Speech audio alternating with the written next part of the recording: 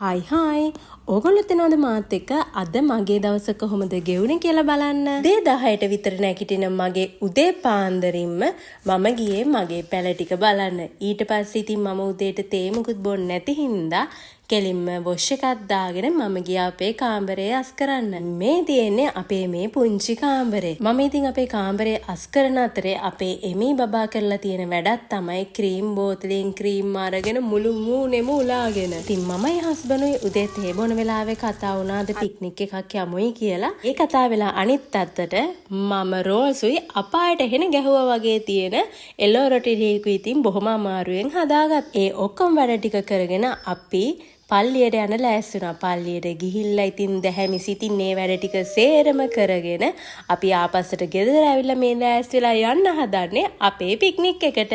මේ බබා සෙල්ලම් කරන අතරේ මං හදාගත්ත කෑම මට රසයි කියලා මම කරපු වැඩ ඉතින් ගෙන ආපු කෑම වලට වග කියන්න පටන් ගත්තා. නින්ද පෙරමුණ කරගත්ත අපේ හස්බන්ඩ් නිදි අතරේ මමයි එමී බබායි ඉතින් චිත්‍ර අඳින්න පටන් ගත්තා. ඉතින් නිදා ගන්න තරඟයක් තිබ්බොත් අනිවාර්යෙන් අපේ හස්බන්ඩ්ට පළමු තැන හම්බෙනවා. එයා ඒ නින්දට හරිම කැමති.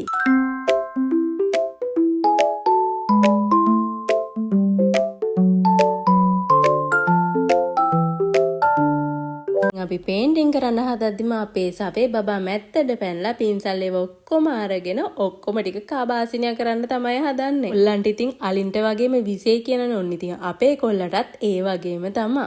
කොහොම හරි අපේ කොල්ලාගෙනුත් අපේ පේන්ටින් ටික අපි බේරගෙන ලස්සන චිත්‍රයක් අඳින්නයි මේ ලෑස්ති වෙන්නේ. චිත්‍ර අඳින්න දන්නේ නැති මට පේන්ටින් එකක් හම්බුන රසේ කොහොමද චිත්‍රයක් අඳගන්නේ කියලාවත් එච්චර අයිඩියා එකක් තිබ්බේ නැහැ. හැබැයි ඉතින් මං කෝටු බෑලි ටිකක් ඇඳලා ඉවර වෙලා අපේ පවුල නිර්මාණය කරගත්තා. ඔයගොල්ලොත් බලන්නකෝ මම ලස්සන තනකොළ උඩ ලස්සනට අපේ පවුල නිර්මාණය කරපු හැටි.